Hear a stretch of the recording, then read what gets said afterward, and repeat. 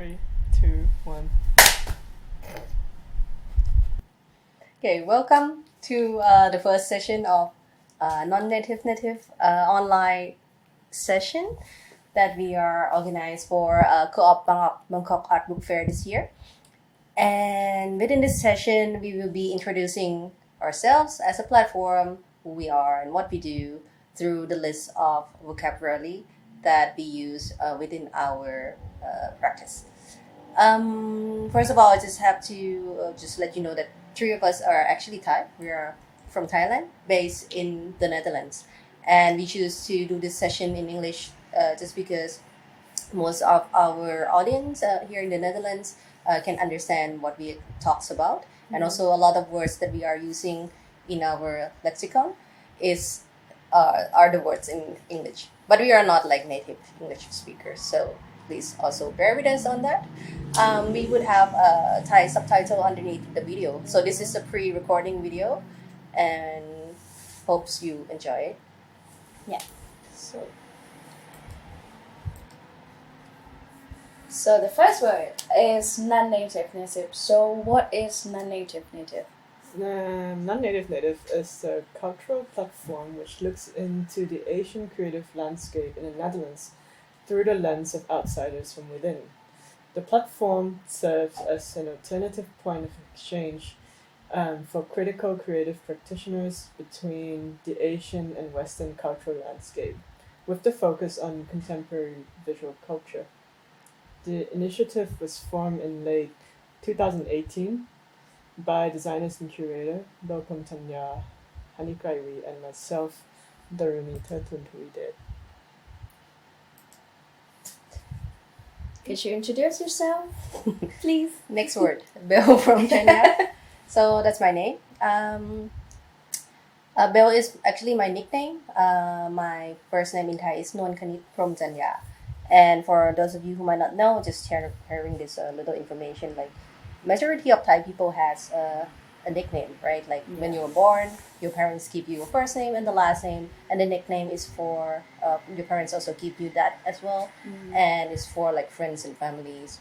Casual. Yeah, it's all casual use. So in general, I don't encounter people who call me Non Native too much, except that they are my teacher or like I go to the government office and stuff like that. Yeah. So within the when I live in the Netherlands, I call myself Belle Phromchanya. I originally from Thailand, of course, and I moved to the Netherlands in 2011 to study at the Sandberg Institute Design Department, and it's a school in Amsterdam. After I graduate, I continue my professional practice as a freelancer, visual researcher, graphic designer. Also, I make documentaries, and I also like co-founded Non Native Native together with these two. Hi, my name is Darunee Terdtoontaveedej, and I'm a researcher and curator. I'm fascinated in the concepts of home and sense of belonging and alternative history.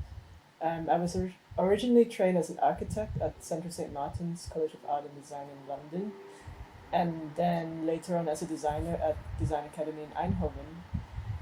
Before studying in the Netherlands in 2014, I was working as an editor and graphic designer at Art4D magazine in Bangkok.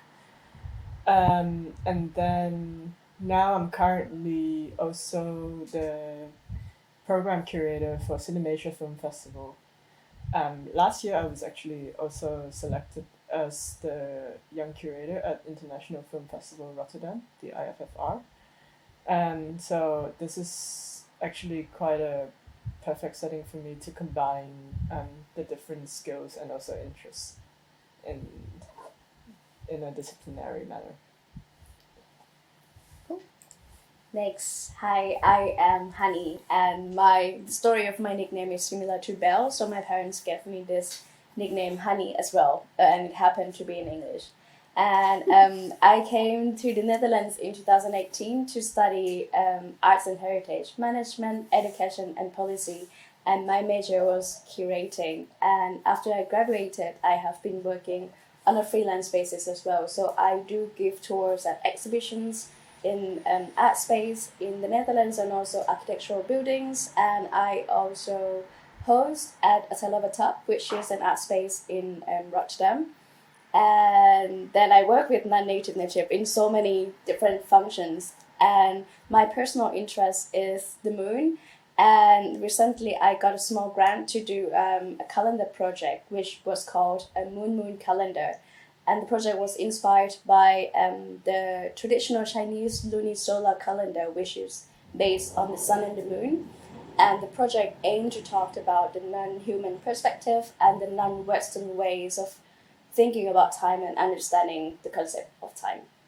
So yeah, that's me. And so the next word we're going to begin. The first word is a platform. So why do we choose to use the word platform? Platform. Yeah. We, as non-native native, we call ourselves an independent platform. Some people might recognize us as a collective. For sure, we are not an institution or Not yet. not Not yet, yet. not a company. We are doing this on the project-based basis that we get together and organize different things within the same umbrella of non-native native embassy. And yeah, for me, like platform is actually a space, like we can call it like an online space, either or offline space, but a space in which things can emerge. So we provide a system or like a design or certain sets of rules in which things can happen, and we invite people in. People can have conversation and can exchange and create different knowledge within the themes that we are intended for. Yeah, and we not necessarily present our own work, right? Yeah.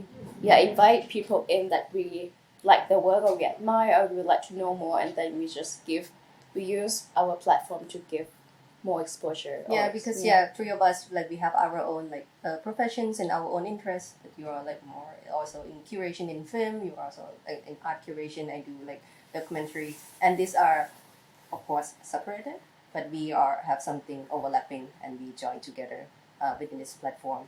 And we also complement each other with our skills. Yeah, true. Yes.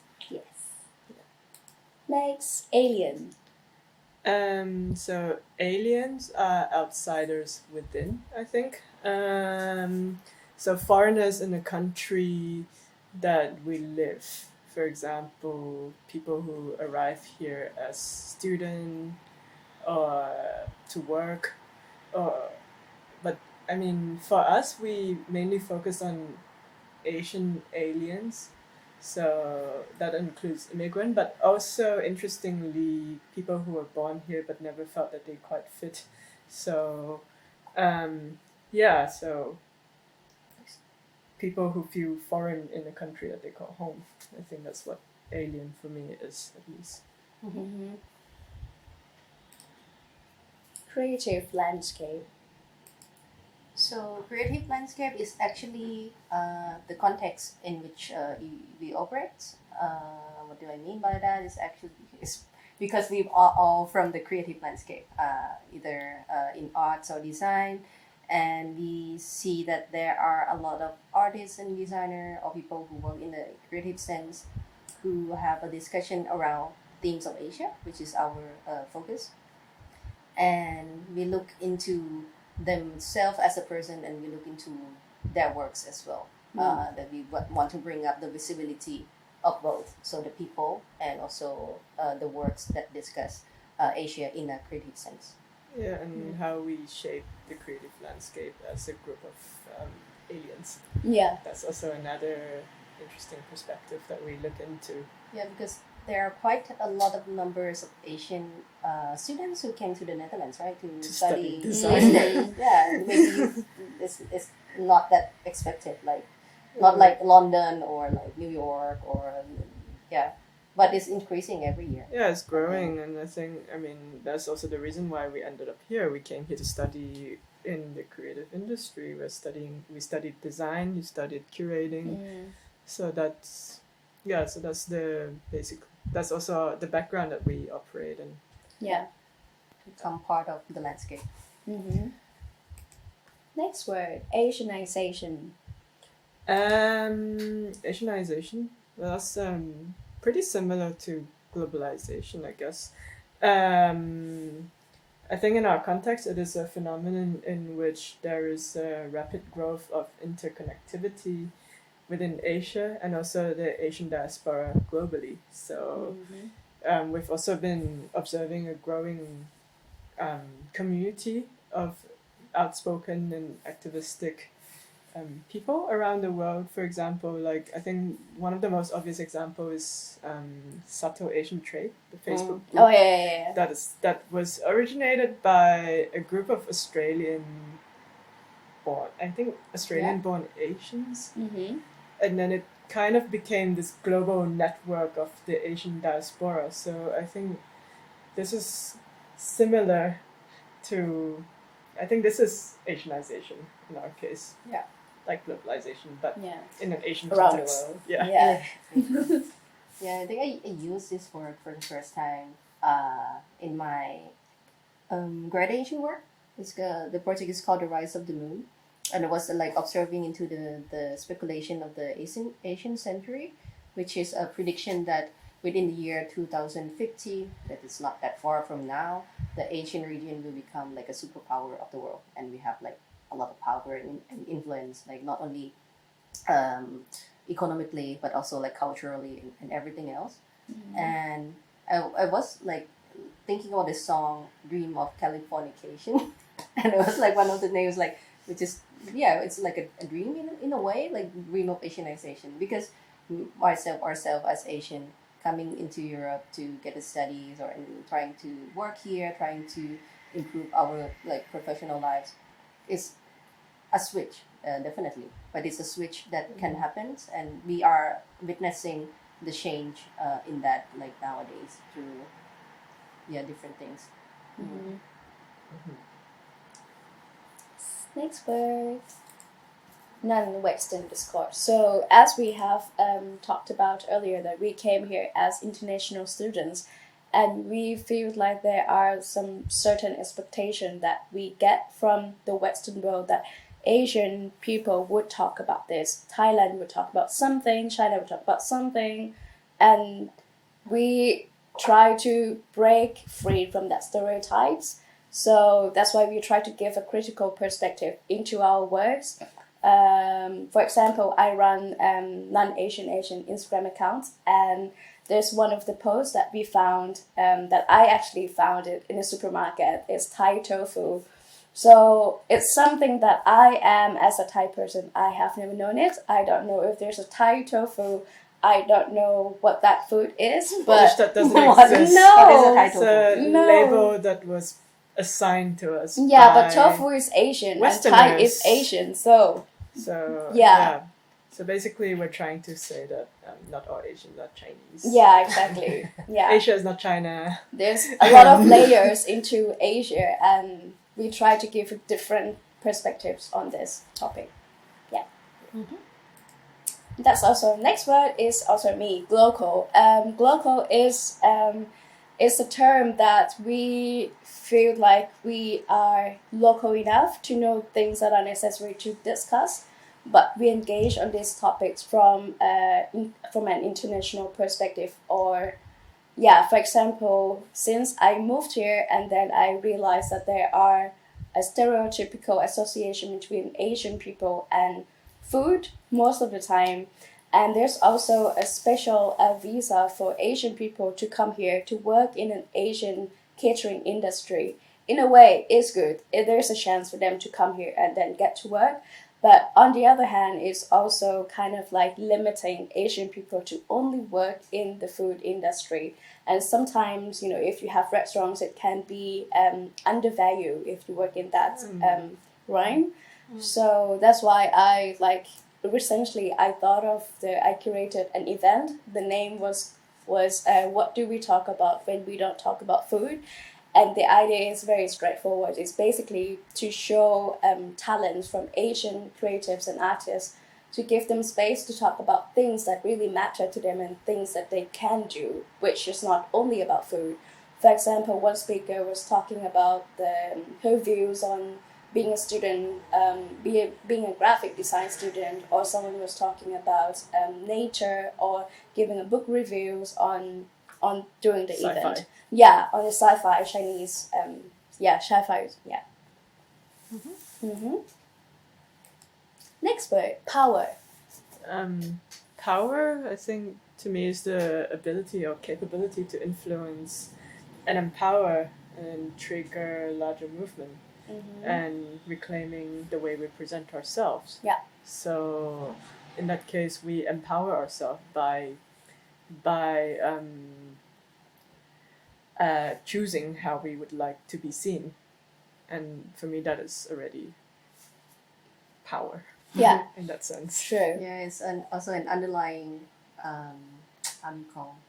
terms for us when we operate non-native native is to empower ourselves as an Asian person living in the Netherlands and also our own communities. In our history and narrative as Yeah. well. So taking ownership of these things that have always belonged to us, but were kind of altered by other people. Yeah. Next word, design research. What is it? Okay, design research. If you see the tagline on our website, we say design research X alien perspective. Design research is the methods that we use since we are from that world, like I am, especially from that world. For me, like design is, of course, not only limited to the form or like the creation of like like visual communications, but in itself it can be a tool to investigate. So the facts that all the activities that we have been doing within non-native native is actually, for me, is part of the research. The facts we organize public events, bring people together, record the conversation, and then analyze different themes together. That is part of generating the content in which it can be used as a design products in the future or not at all. But we operate under the research umbrella, design research umbrella. Exchange.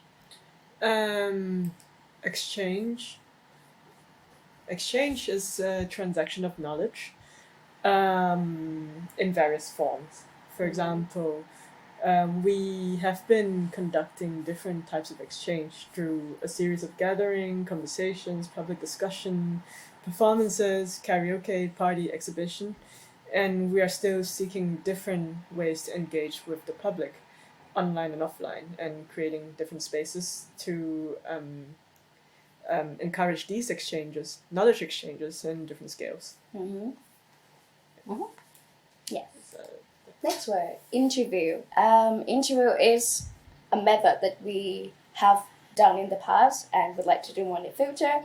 It's basically listening to someone talking and then the other person speaks, and then that creates like an interview, a conversation, and that's one of the ways for us to have content and to learn from other people that we would like to know. For example, when I first joined Non Native Native, I first also recently got to know Darunee, and I was also interested in her views of a person living in the Netherlands, in the aspect of an immigrant and also as a person who works in a creative field. So during the conversations that we have, there are several things that came across me as something very important and I still resonate in my life right now. And for example, if you see in the screens, like being an immigrant or being on a visa, it doesn't give you a permanent feeling to be here. So we have to live with the uncertainty most of the time, and that creates so many stress and so many other things that are not like always easy. Yeah. I also think that's a part of my background because I grew up in so many different contexts and places. Like, you know, I have a mother from Singapore. Yeah. We're Chinese. And I grew up in Australia, and I moved to London. I went back to Bangkok, didn't like it, came back to, decided to leave and go to the Netherlands.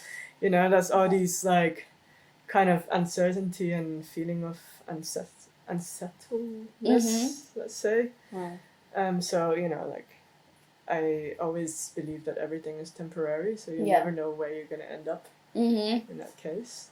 Yeah, and once you talk to one another through interview, you kind of connected to her experience. Yeah, exactly. Because I moved here after two of you. So I came here in 2018. So there's still more things that I need to learn. And then like, oh yeah, true. I feel it when we did the interview. Yeah. And then there's also another example of an interview that I did with this Malaysian designer, Jonathan Poe. He mainly works with like fetish gears and spaces.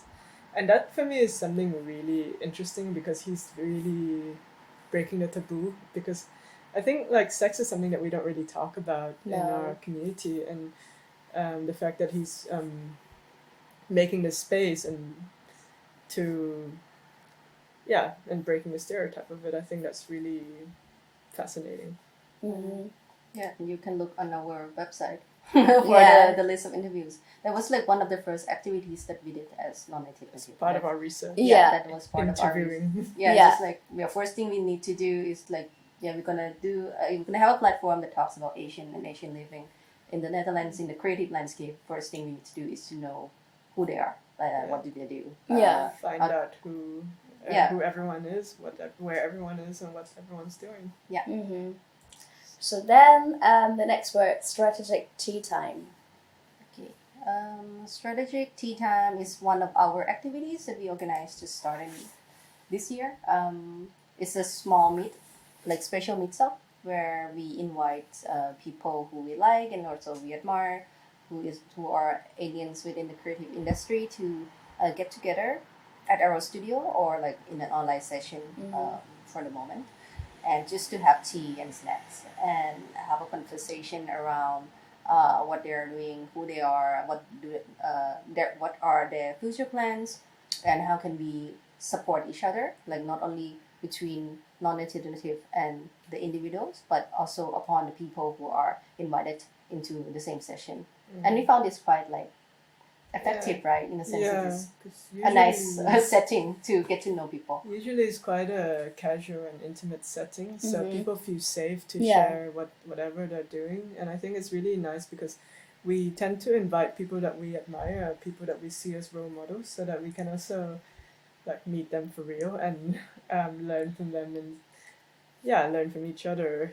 But also what we try to do in each of the sessions is that we invite different people at different levels in their careers. So there are people who are already established, people who just graduated, or people who are also studying. So then, there's this different levels and different phases that people are at in their career, and then we see how we can support each other, how we can learn from each other, and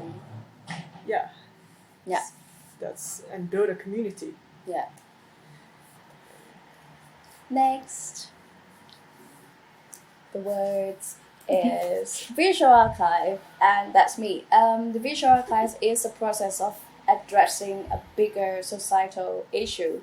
For our case is as I manage non-Asian Instagram, and we ask the question, what does it mean to be Asian in Europe? And this question is quite complex, and we cannot really give an answer by just one single image. So that's why we organize open calls to ask people to submit pictures that they see as Asian representation in their perspective. It can be anything, just, do the hashtag non-Asian, and then we just collect these images as our way of researching answer for the question. It's also a way of engaging with different audiences online. Like, it's a different way of finding people around us and seeing who they are and what they do. Yeah, exactly. So that's another level of public engagement. Yeah.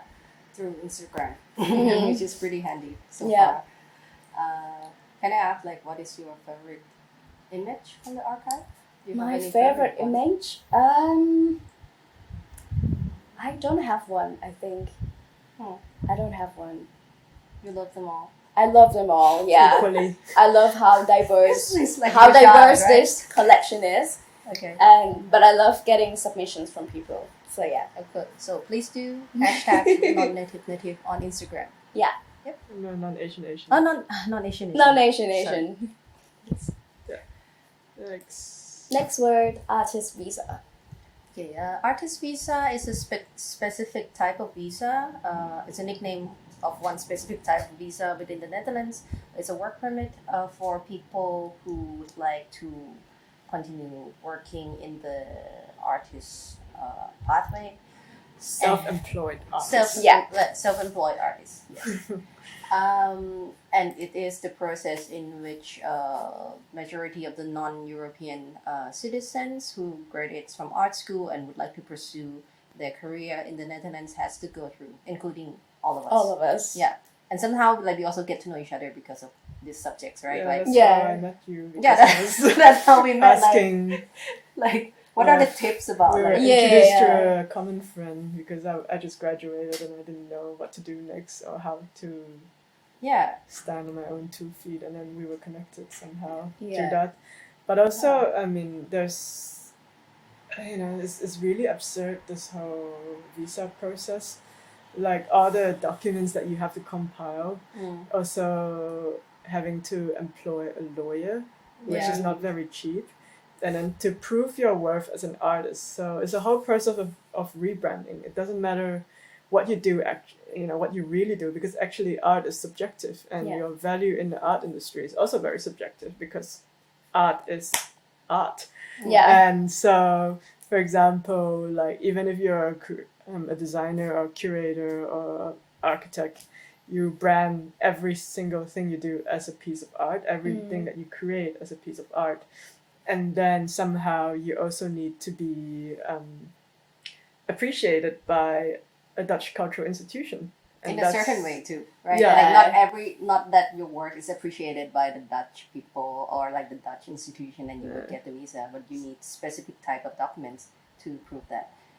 Yeah. And yeah, the artist visa is one of the themes that we organize around a meetup that we also would like to address the practical struggling of staying in the Netherlands as well, not only about the terms Asia or like ponder around being Asian, but also like the really hands-on Aliens. aliens Yeah. issue. So we invite people who would like to apply for the artist visa to come, and then we share our knowledge and Experience and we about help each other out, because I think it's something that is an ongoing conversation yeah. that you talk about with your fellow art creative non-European friends, that you talk about your visa and your status and your different stages. Are during you the gonna stay process. here next year? Are you Yeah. gonna move back? Like this kind of conversation is ongoing, and, Yeah. and never It's ends. typical. Yeah. Never-ending conversation. Public events. That's what we do a lot at Non Native Native, because we would like to express or expand the messages that we have been working to a wider audience. So the wider they know about our work, that we try to approach it with a critical and a new or lesser known perspective, then the more people have different information around Asia. And for a Thai audience, it would be nice for me to explain a little bit, because this is the structure of the Netherlands, because there are fundings from the government from the Netherlands, and then we can apply with our project proposals to get these fundings, and then one of the responsibility is to give events or to give accessibility for the public to access our things that we do. Yeah.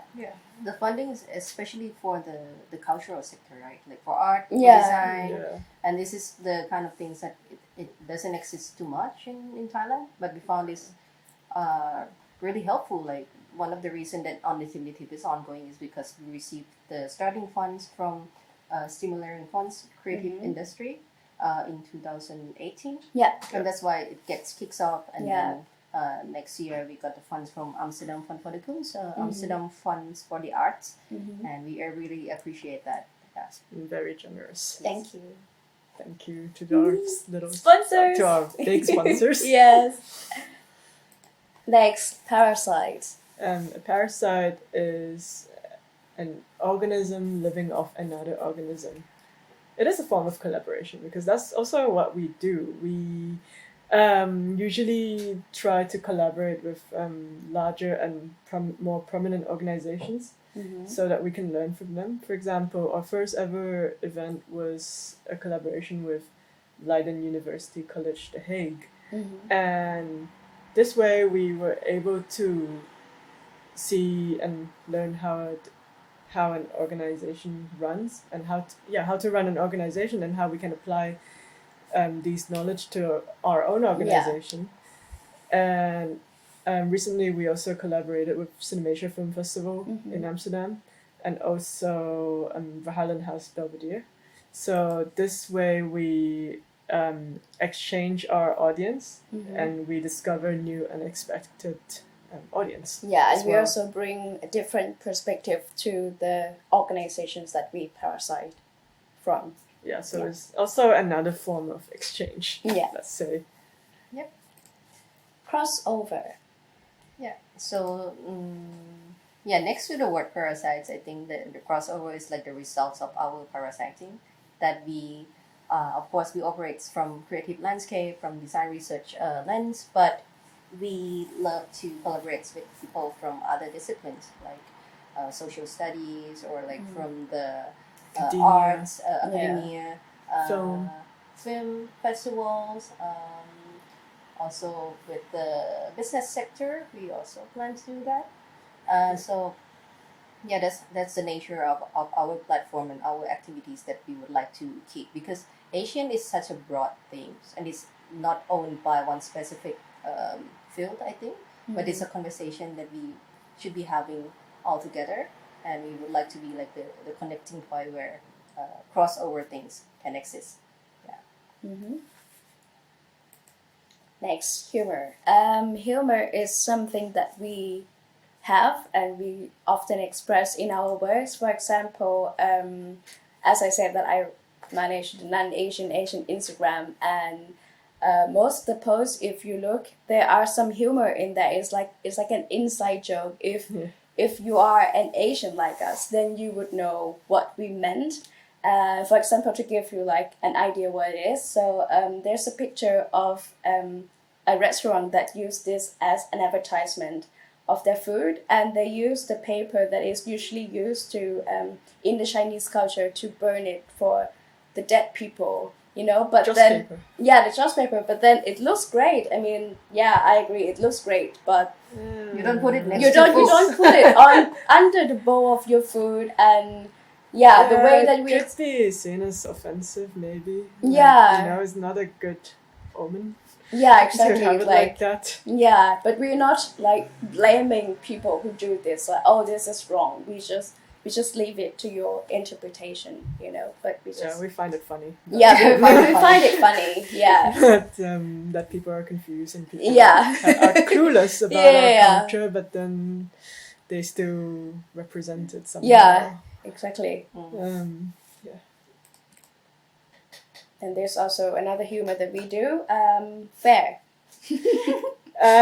So there are multiple connotations of the word fair. Let's say the first one is a gathering of stores and entertainment for trading and exchanging and sales of goods, and the other is considered is an adverb. Actually, is referring to the equal treatment to all.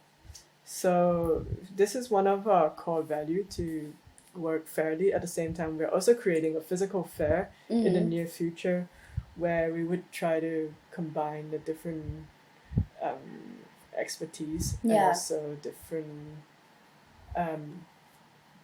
audiences and also different trades in one space. And it would be like a hybrid of everything, because we wanted to display say work from the creative industry, but outside the creative industry. So something beyond the gallery or a cultural institution, but something in a more casual setting. Yeah. So it's a hybrid fair. So hybrid in a multidisciplinary sense, but also hybrid online and offline. Yeah.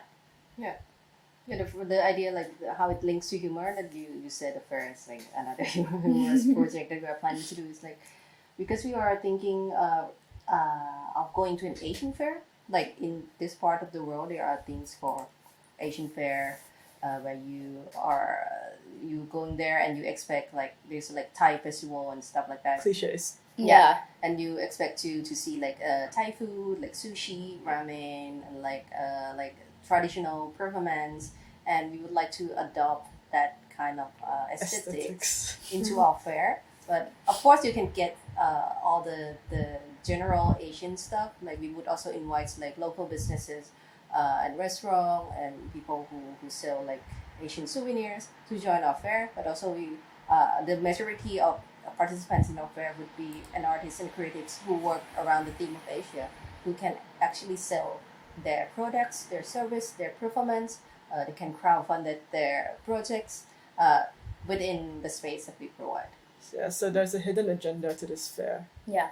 And at the same time, we also wanted to encourage the sustainability of practicing art, because as creative practitioners, we have this never-ending habit of applying for funds, and eventually we as an organization would like to be self-sustained. So how do we make money, and how do we circulate the Yeah. economy Yeah. amongst ourselves, and how do we sell actually our work? I mean, not in a commercial sense, but in a way that we can actually sustain and exchange whatever we create with actually an income, not to us only, but also within participants in the audience. yeah, because also there is values of, say, our artistic labor that has been taken for granted, and we like to actually remind people that art has value, and it costs something, so it is an investment.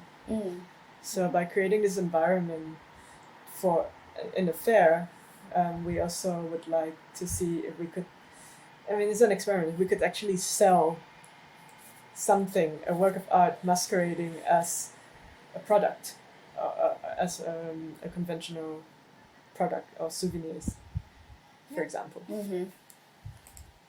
Yes. Next, Global Asia. Okay, it's the last words of today. Global Asia is the theme that we have been investigating and will be investigating until the end of the day, I guess. It's what is Global Asia? What is the representation of Asia? Of course, everyone, when we talks about Asia, we have some connotation, imagination about certain things that has been built up throughout times. Most of the time, maybe really it's really a stereotypical kind of imagery. But within our activities as non-native, we want to reimagine and redefine what is contemporary Asia, what is relevant. Do we have a common theme throughout these really complex regions? Being Asian here is also different than being Asian within the region. There's a lot of things to discuss about. And one of the images that is showing is part of the roundtable to be organized with ICAS, so International Convention of Asian Scholars in Leiden last year, which we bring together a group of Asian studies scholars and Asian creatives and ask them what is the image that represents Global Asia to you. We put them together and have a discussion around that. And so, I mean, it's also a way of illustrating this radical global solidarity between the Asian community. We have similar experiences throughout the world as Asian community in the West, as well as also Asians in Asia. Yeah, so that's true. Yeah, that's something that we tend to look into as part of our research. Yeah. Okay. Yeah, that's it for the list of today. Thank you all of you for listening to us for the past 40 minutes. And thank you Bangkok Art Book Fair and Co-op for organizing these events and giving us the opportunity to present ourselves and our work here.